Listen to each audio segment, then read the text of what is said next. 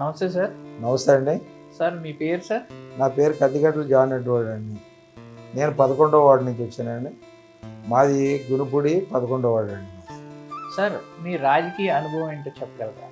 నా రాజకీయ అనుభవం అంటే మరి ఒక 25 ఇయర్స్ నుంచి రాజకీయ అనుభవంలో ఉన్నానండి నేను. గ్రంథి శ్రీనివాస్ గారితో మీ అనుభవం? గ్రంథి శ్రీనివాస్ గారితో మా అనుభవం అంటే ఆయన ఎమ్మెల్యేగా అయిన కాడి నుంచి ఆయన ఎప్పుడు విడిచిపెట్టుకోకుండా ఆయనతోటే ఉన్నాము. వేరే పార్టీతోటి మేము ఎప్పుడు లేము. ఆయన ఎమ్మెల్యేగా కాకపోయినప్పుడు కూడా ఆయనతోటే కలిసి ఉన్నాము. ఎప్పుడు ఆయన విడిచిపెట్టుకోకుండా వేరే పార్టీకి మేము ఎప్పుడు వెళ్ళలేదండి. వారు మీకు అందుబాటులో ఉన్నారో సామాన్యులకి సైతం? అంటే వారు ఎమ్మెల్యేగా ఉన్నప్పుడు అందుబాటులోనే ఉన్నారు, ఎమ్మెల్యేగా లేనప్పుడు కూడా అందుబాటులోనే ఉన్నారండి. ఎందుకంటే ఎమ్మెల్యేగా ఉన్నప్పుడు ప్రతి ఒక్క కార్యకర్తని, ప్రతి ఒక్క సామాన్య మానవుడితో కూడా కలిసి ఒక స్నేహితుడిగానే ఉన్నారు, కానీ ఒక ఎమ్మెల్యేగా లేరండి ఆయన. రెండోది ఎమ్మెల్యేగా లేనప్పుడు కూడా ఆయన అభివృద్ధి పదవులో భీమవరం అభివృద్ధి పదవుల్లో నడిపించాలన్న ఉద్దేశంతో చాలా కార్యక్రమాలు చేశారు. తర్వాత మళ్ళీ ఎమ్మెల్యేగా అయిన తర్వాత అనేక కార్యక్రమాలు, అనేక అభివృద్ధి కార్యక్రమాలు చేయడం భీమవరంలో చూస్తున్నాం మనం. అంటే ఒకటి ఉదాహరణకు మనం ఆలోచించినట్లయితే కనుక ఈ రైల్వే 100 టన్నులతో చూస్తే కనుక ఎదురుగుండా కనపడుతుంది. అది భీమవరం భయంకరమైన ట్రాఫిక్ పరిస్థితులు. ఆ ట్రాఫిక్ పరిస్థితుల్లో మనుషులు కదలలేని పరిస్థితులు ఉన్నప్పుడు ఆయన ఏం చేశారంటే అక్కడ 100 టన్నులు తీసుకొచ్చి రావడం వల్ల రైల్వే వారితో డిపార్ట్మెంట్ తోటి మాట్లాడి 100 టన్నులు భీమవరంలో ఏర్పాటు చేయడం వల్ల ట్రాఫిక్ సమస్య అనేది తగ్గింది. రెండోది ఏంటంటే ప్రతి ఒక్కరూ యొక్క గేట్లోంచి నిలబడి చాలా శ్రమలు పడి ట్రైన్స్ వచ్చిన ఇబ్బంది పడ్డవాళ్ళు ఈరోజు ఏం చేశారంటే ఫ్రీగా వాళ్ళ యొక్క కార్యకలాపాలు చేసుకోవడానికి అవకాశము జరిగింది. అది గొప్ప అభివృద్ధి భీమవరం పట్టణానికి.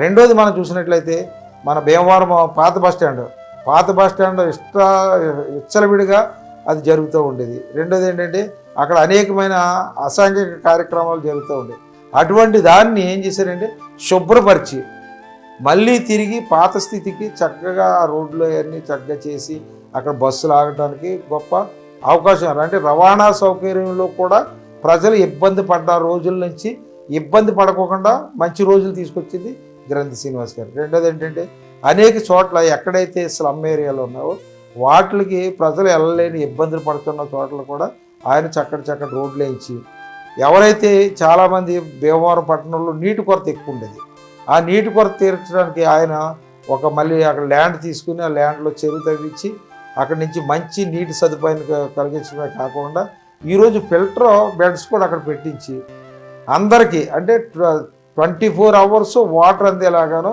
ఫ్రెష్ వాటర్ అందేలాగాను ఆయన చేశారు. అది గొప్ప అభివృద్ధి. ప్రజలకు కావాల్సిన పనులన్నీ చేశారు ఆయన. ప్రజలకి ఏ విషయంలో కూడా ప్రజలను విడిచిపెట్టలేదు. రెండోది ఏంటంటే ఆయన దగ్గరికి ఒకవేళ ఏదైనా సమస్య గురించి మనం వస్తే కనుక ఆ సమస్యను వెంటనే పరిష్కరించలేదు. ఇప్పుడు ప్రతి వారు ఏదో బాధలో వస్తారు, తర్వాత మాట్లాడదాం, తర్వాత చేద్దామని అంటే కనుక ఆ వ్యక్తి ఆ బాధను ఇంకా మనసులో బాధ పెట్టుకుని వెళ్ళిపోయేవారు.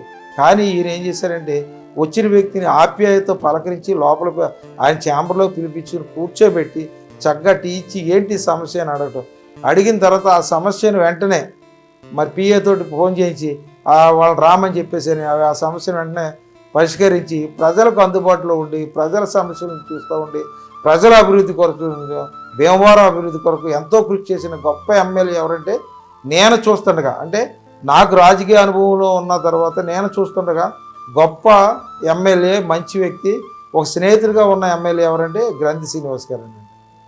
సార్ ఇప్పుడు కరోనా విజృంభణ మనం చూసాం, ఎంతోమంది ప్రాణాలు కోల్పోయారు.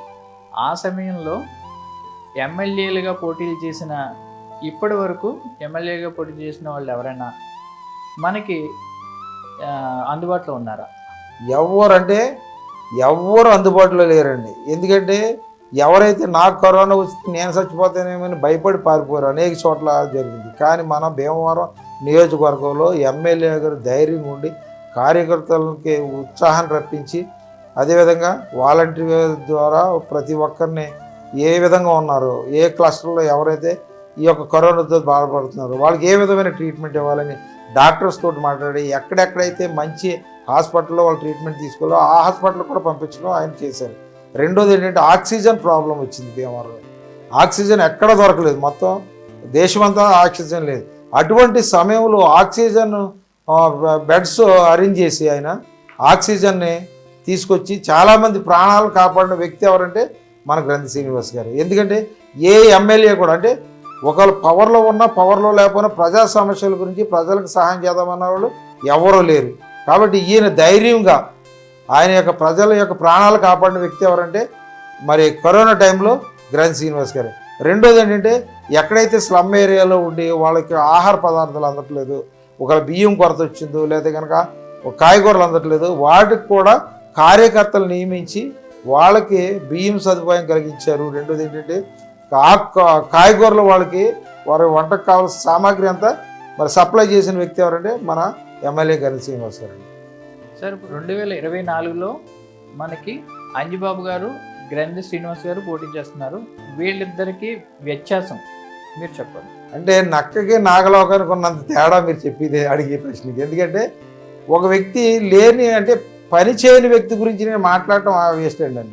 పని చేసే వ్యక్తి గురించి మనం మాట్లాడాలి. ఎందుకంటే ప్రతి సమస్యలోనూ ప్రతి విషయంలోనూ ప్రతి వారి కార్యకర్తకి నియోజకవర్గంలో అందుబాటులో ఉండి ప్రతి కార్యక్రమాలు చేసిన వ్యక్తిని కాదని ఎవరో మధ్యరకాన్ని వచ్చేసి ఇప్పటికిప్పుడు నేను మళ్ళీ ఎమ్మెల్యేగానే ఉంచుంటున్నాను, నాకు ఓట్లు వేసేయండి అని చెప్పేసాను అంటూ అడిగి ఆయనకి సిగ్గు లేకపోయినా చెప్పేదానికైనా సిగ్గు ఉండాలి. ఎందుకంటే అది పద్ధతి కదండి అది. ఎందుకంటే ఒక పని చేయలేదు ఇంతవరకు. మీరు ఇంతవరకు ఏమైపోయారు?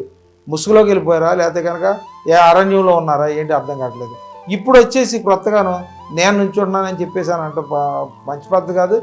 అటువంటి వ్యక్తుల గురించి మనం మాట్లాడటం కూడా అనవసరం. ఎందుకంటే ఒక కార్యక్రమాన్ని ఒక పనిని పదవిలో ఉన్నా లేకపోయినా ఆ యొక్క పనిని పూర్తి చేసిన వ్యక్తి ఎవరంటే మరి గ్రంథి శ్రీనివాస్ గారు. ఎందుకంటే ఆయన పదవిలో 2004 నుంచి 2009 వరకు ఎమ్మెల్యే చేసిన తర్వాత పీరియడ్లో ఆయన ఖాళీగా ఉన్నారు. ఇప్పుడు మొన్నటి వరకును ఖాళీగా ఉన్నప్పుడు కూడా ప్రజా సమస్యల గురించి పోరాడారు. రోడ్ల మీద బయటేయించారు, రోడ్ల మీద అనేక ధర్నాలు చేశారు, అనేక మందికి ఎవరైతే ఇబ్బంది పడుతున్నారో వాళ్ళ ఇబ్బందులు తీర్చారు, వాళ్ళ సమస్యలు తీర్చారు.